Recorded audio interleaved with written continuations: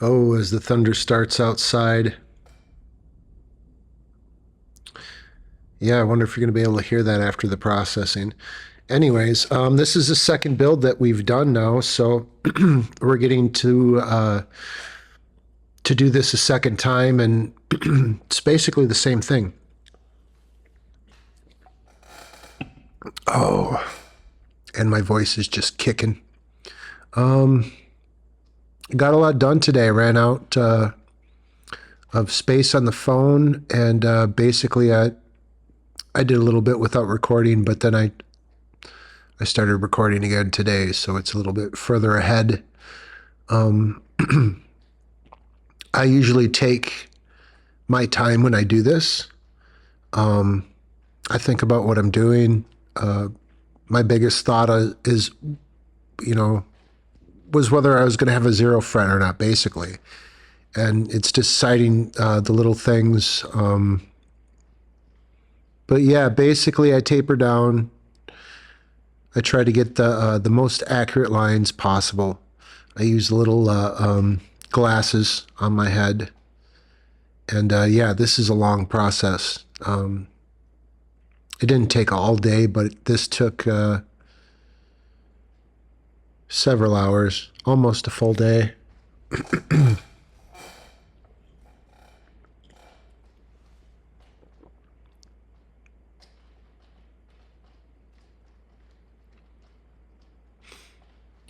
So basically, what I do is I put the lines down, I check the lines, and then I razor blade the lines.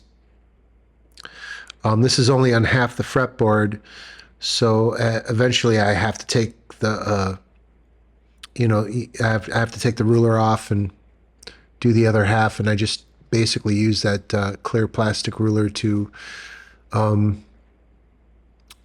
slice the lines after I mark the other side. So this is the one reason why I put the fretboard on full size. So you can get the longest line possible, and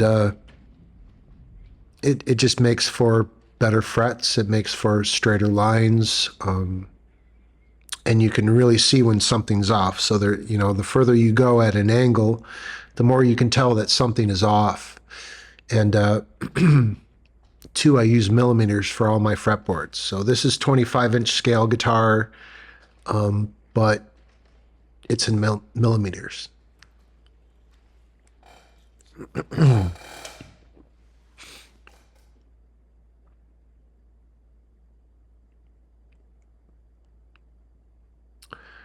The reason why I do millimeters is because they're smaller. So, I could use a ruler with something greater than 16ths, like 30 seconds, I think they even make rulers with 64ths, but I'm not doing that. So it's just easier to use the millimeters for that. That's basically the only thing I use millimeters for. But it comes out pretty good. Like this, the frets are in now, all glued in. It works really good. I wasted like 4 feet of frets today, and they don't make them anymore. And I had to get out different gold Evo frets, and I didn't realize that 4 feet isn't enough. So, but oh well. It was a minor hiccup. It only cost me maybe a half hour. And they're still good. They're just cut and they're taped up together now. I don't know what I'd use them on. They're the small ones. So I probably shouldn't have used them on a guitar anyways. I went to go check if the other stuff was the same size, and it wasn't. It was the bigger stuff. So I got to use the really, really, really expensive StewMac Gold Evo frets. And I do believe they're they're medium talls, maybe? Or they're mediums. But the ones that I started cutting today were like the small narrows.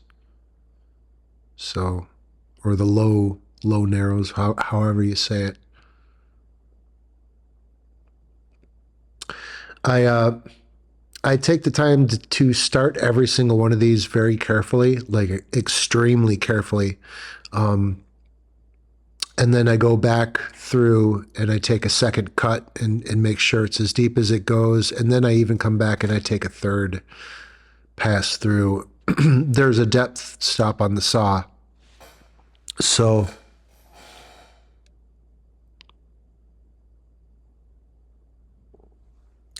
but yeah, I'm pretty thorough about that. And that's why it takes so long. I just don't, I don't cut the slots once, you know.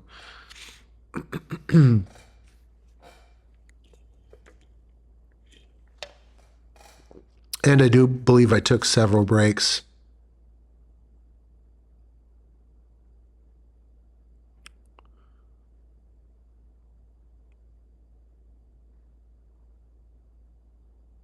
I got it clamped down, but it still moves a little bit. And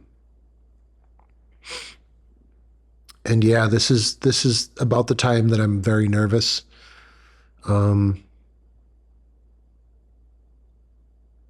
And I realize how much damage I can do. Holy shit, how much fucking damage I could do if I mess up.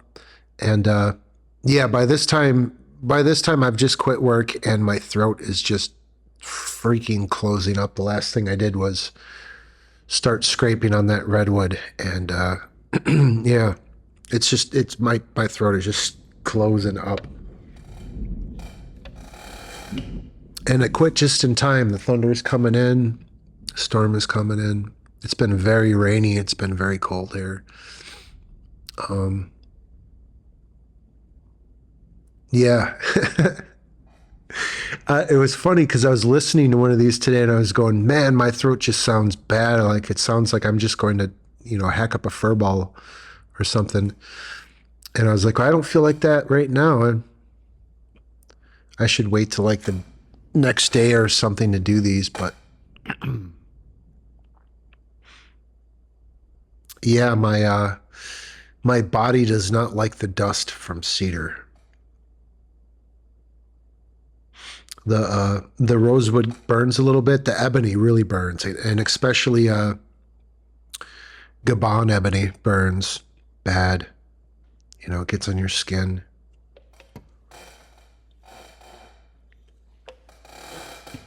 But I think everyone's a little bit different.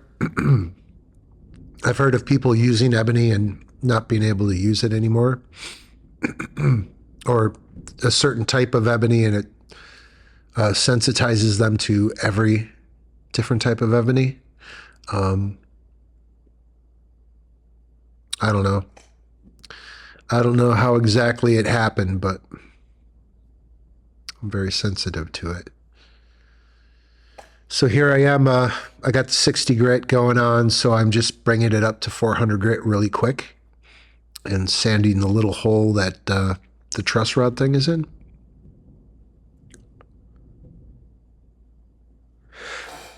Oh my God.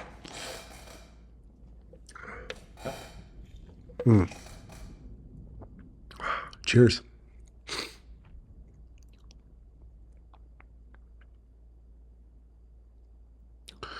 Yeah, this didn't take too long at all. This was just a breeze, just like the other guitar, it just happened in a flash.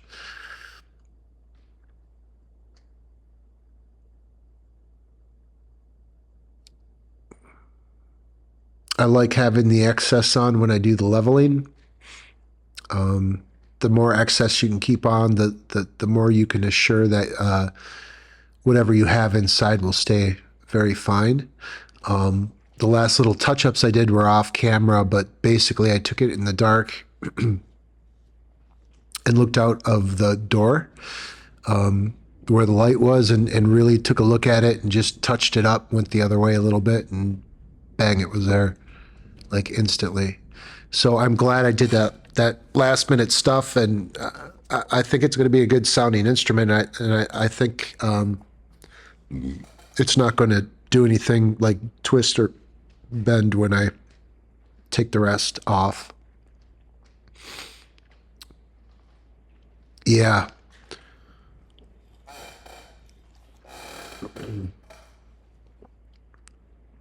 But yeah, this thing is really cool. The grain is really cool. I mean, it just it screamed make a guitar out of me, you know. More than any piece upstairs, it just was just begging to be a guitar. And the redwood is very, very, very musical, extremely musical. Here I'm lining up the frets that I fucked up so I can put them away.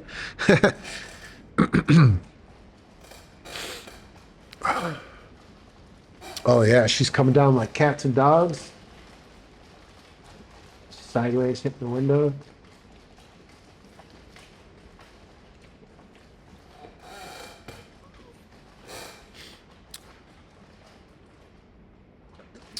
So here I am doing it for the second time. I got the really expensive Gold Evo from Stu Mac.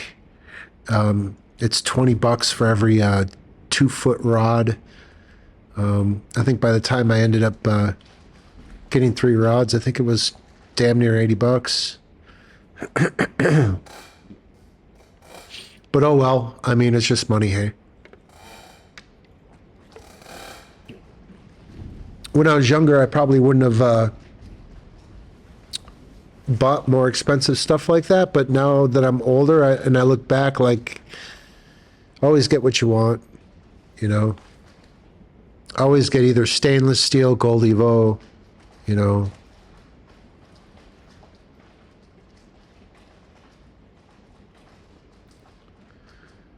So yeah, this goes really, really, really smooth. I only had one try to go in sideways on me, and I'm looking out for that, you know, so. But yeah, they're all in there. They're all perfect. It's the only thing I really use a drill press for.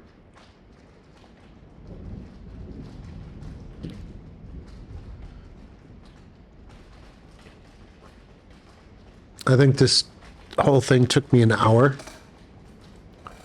as far as the pressing the frets in.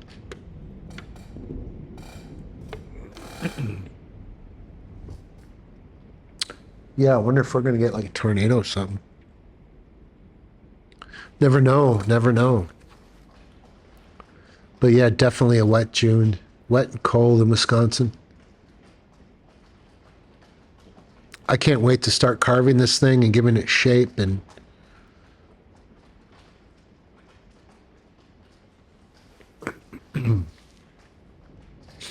I got every single one in without having to screw with it.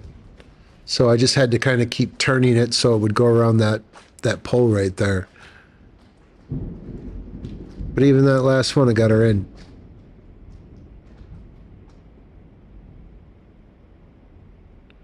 Here I am showing it off. I can't believe how hard that rain is beating down. Here I am paring away the wood on the sides I can't get to with, you know, from the side, basically. Just clearing the stuff that's attached to the body away. I do this to both sides, and then I run out of tape, basically. But anyways, thanks, guys. This is a 22 fret monster.